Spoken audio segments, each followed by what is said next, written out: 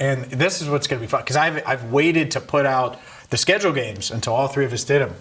The response, because I'm sure you're like, well, what was Marisa's? Well, we'll post that later this week. Don't worry. Yeah, I'm sure fans are going to be eager to watch mine again. 2-15 is crazy. I know. I can't believe she did. I liked the additions on What do you mean? I had defense. 0-17. Yeah. Well, tanking for Jeremiah. You know who the best player in the draft was? Jeremiah Love. Oh, you've been waiting like weeks to say that again, haven't you? It hurts. It's been a while. It hurts. Arizona buried. It's a tough one. That's a cuff to the Kings. Like it's very much.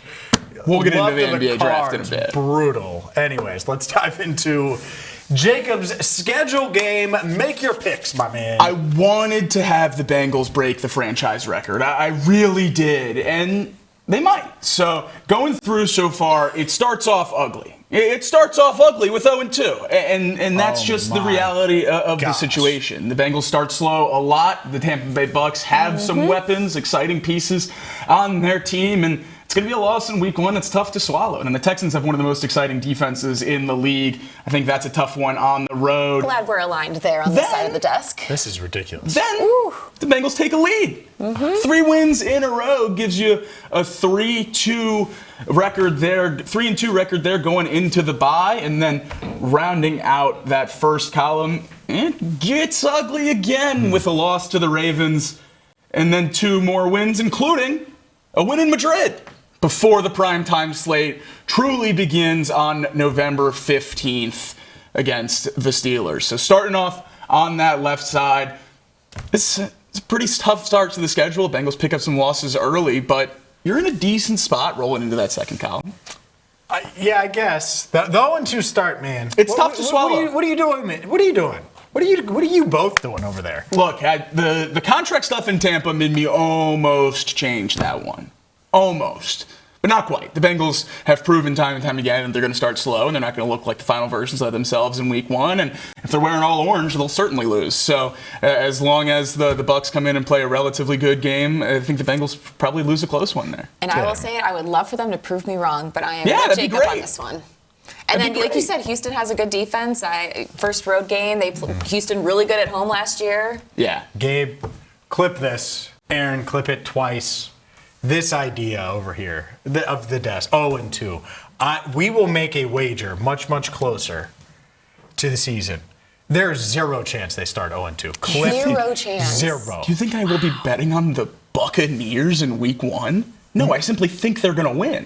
And I'm telling you, they're not going to win. I hope you're right. And if that does happen, then Joe and the Bengals are going to go kick the snot out of the Texans and that defense that's so good. Clip it. That's why I want you to clip that part. Because everyone's scared of the Texans, and I picked them to lose to the Texans. But I ain't scared of them. If they're 0-1, then they're going to go to Houston and handle business. Hope you're right. That would certainly be great. No 1-2 start would have me freaking out a little bit over here. A little. A little bit. Not a lot. No, you would be a lot freaking out. Well, no, I was going to say a little bit at 0-2, and then 3-3 is when I would really be freaking out. A 3-3 record there would be even worse than 0-2, I think. All right, well, let's see what the second half of your schedule looks like. Rolling into the second half after Madrid.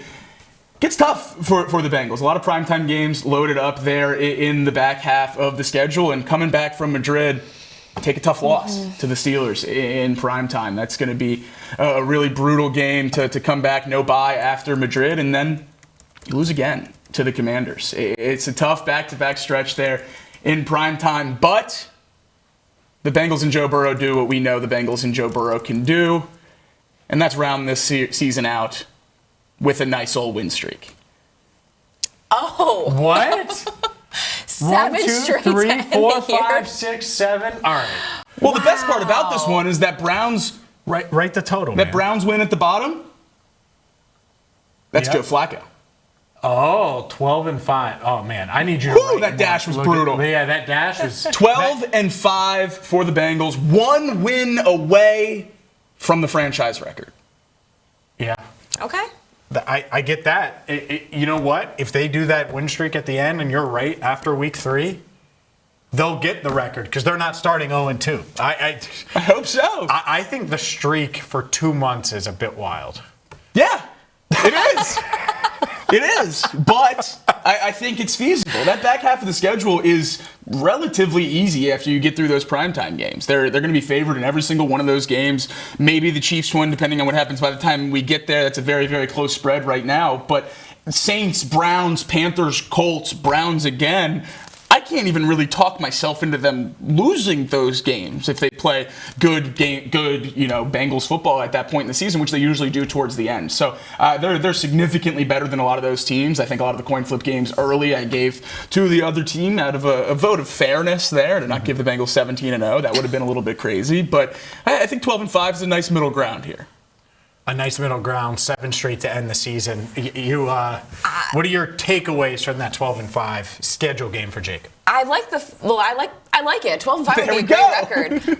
We're very aligned on the first half. I see a hard time winning 7 straight, though. I mean, obviously the Bengals had done it before. Joe's so strong in November and December, but even so, I mean, I feel like one of those games in there is going to be a Joe's trap only game. winning 6 straight. They lock up the division after they beat the Ravens, and then Flacco gets it done. Yeah. Lock up the division with 2 seed? Yeah. 2 seed at 12-5. Interesting. Take it. Yeah, I mean, obviously, 12-5, you take it and you run. In hindsight, 0-2, we're going to be limping hard if that's the case. Yeah, I'd be real sad. Yeah, real sad. No chance. Clip it again. No chance to start 0-2.